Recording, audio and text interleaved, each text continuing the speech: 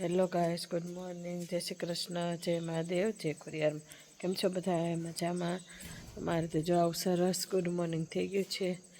અને જો વંશભાઈ, મહાદેવ વંશભાઈ, જો અહીંયા આમાં ઘરે દેખાડું, અહીંયા કૂતરી છે, સામે મીંદડું.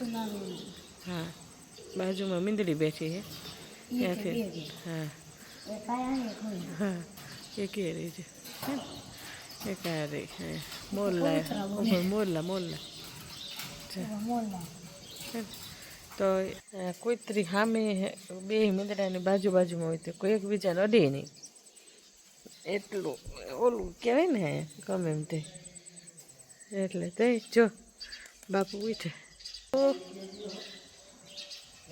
હે આ કહું કે મીંદડા ને કૂતરા બે બાજુમાં હે તો જો એકબીજાને કંઈ કરે હે એમ. બાપુ ઉઠ્યા. સીતુબેન આવી ગયા છે, પોછડી પટપટાવતા. બોલજો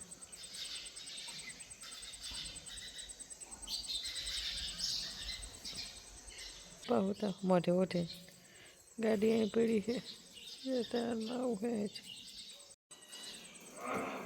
જો મગફળી બાફવા મૂકી માંડવી અહીંયા. મમ્મી તમને તો દેખાડ્યું, હું તમને કંઈક દેખાડ પછી સમ કરી દેખાડ. અવાજ આવે છે ને જમાઈ ઠેકડો રીતે રમત થાય પેલા કહે ને ખકડે એની કંઈક છે અંદર, એને ખબર પડતી કે ભૂલવા જો આ લે ઢેકડો જગ્યા નથી ને ગઈ જાત અવાજ આવતો અવાજ આવે ખકડે નહીં એટલે એ જો હવામાં તું કમરશે પાછળ જો કાંડું આપણે કેટલી જેવો છે જો આપણે જાનકી અહીંયા ઊભી છે, અહીંયા હોતી है, અહીંયા પપ્પા होता है. जया થોડાક વાર દેખાતા છે. અહીંયા હું બેઠો, અહીંયા મમ્મી બેઠી છે, અહીંયા મગફળી શેકાઈ બફાય મીંદડી નીકળી જવું તો હા જો ઉપરથી નીકળી કે મારી બેટી આટલી હોશિયાર આ બધી કેમ નહીં મારી બેટી ખાટલા ઉઠે. હેલો ગાઈસ, જો મોર આવી ગયો હોય રોજ સવારમાં આવે બધા. અહીં તો આ એકનો આવ્યો બિચારો, દેખાડો હજી થોડુંક સમ કરીને દેખાડો.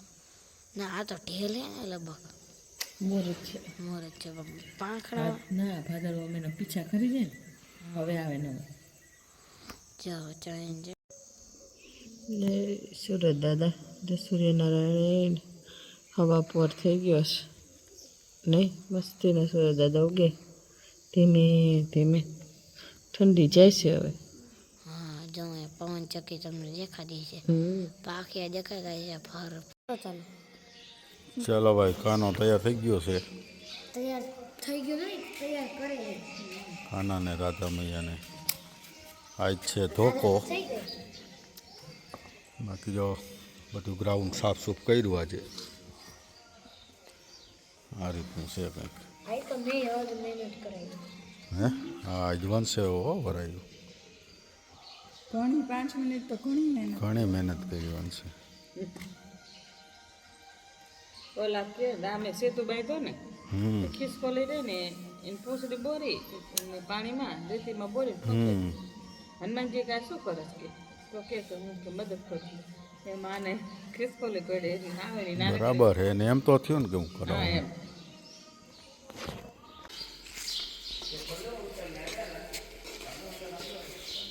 કચ્છના મીઠી ભાત, ઓલા ખારી ભાત ને બાપુ, ખારી ભાત અમારા બાપુ બનાવે જો અહીંયા ફર્સ્ટ ક્લાસ.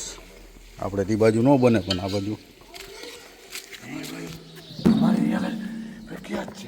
તમારે અહીંયા પ્રખ્યાત ને.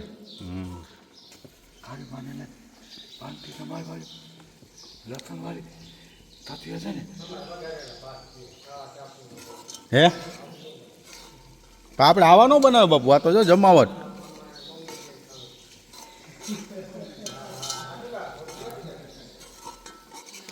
બટેકા બટેકા છે, ટમેટા છે, આમાં બધું નાખ્યું છે, ડુંગળી ને બધું.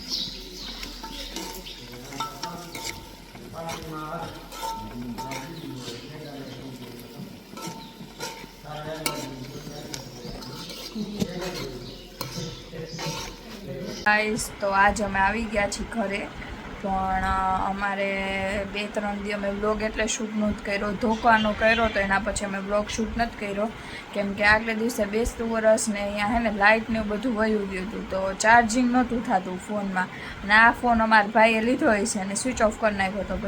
પછી વ્લોગ અમારે કંઈ ઉતરો નહોતો, અહીંયા ધોખાનો અડધો ઉતરો હતો ને બેસતા વરસ ને ભાઈ બીજનો હા ઉતરો જ નહોતો અમારે વ્લોગ.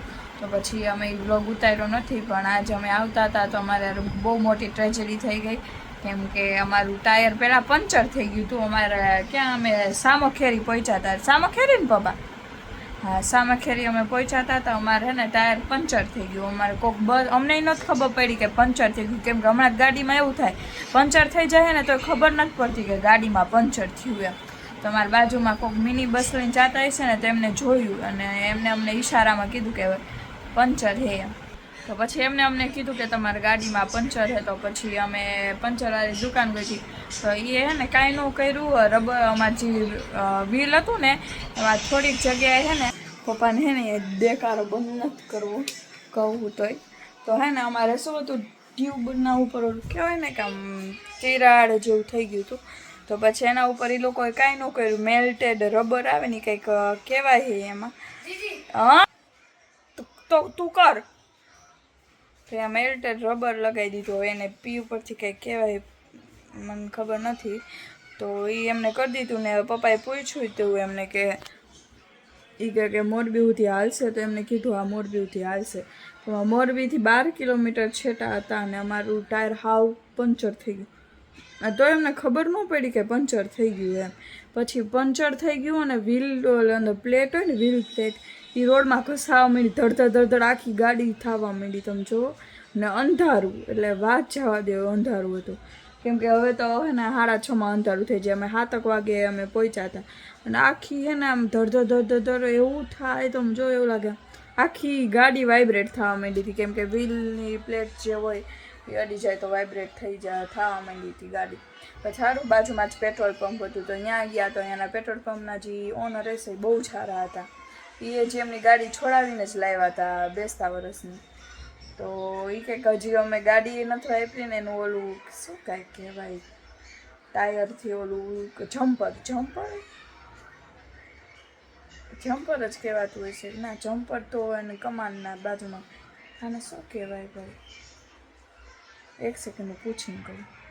જેક, ગાડીનો જે જેક હતો અમારો એ ખરાબ થઈ ગયો હતો, તેમનો નવો જેક પછી કર્યું પણ અમારે લોડ નહોતું લઈ શકતો ગાડીનો, કેમ કે મારે ફર્નિચરની બધું છે.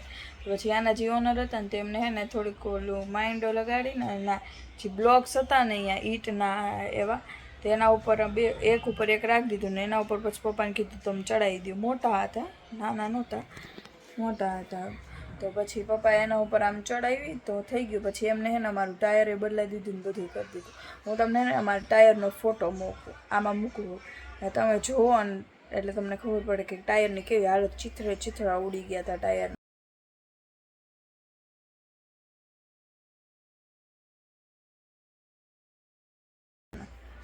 તો મારે આવું હતું કે સારું નવા કાંઈ થયું નહીં, નકર તો ખબર જ નહોતી અમને કે હે ને આખું ટાયર તો હાવ બોલું થવા માંડ્યું, ઘસાવા માંડ્યું, પછી ખબર પડી એમ. વ્હીલ પ્લેટ એ તૂટી ગઈ છે, હાવ એવું થઈ ગયું. સારું ચાલો, તમને અમારો બ્લોગ ગમે તો લાઈક કરો, શેર કરો, સબસ્ક્રાઈબ કરો અને કોમેન્ટ કરવાનું ભૂલતા નહીં. Bye bye, Radhe Radhe.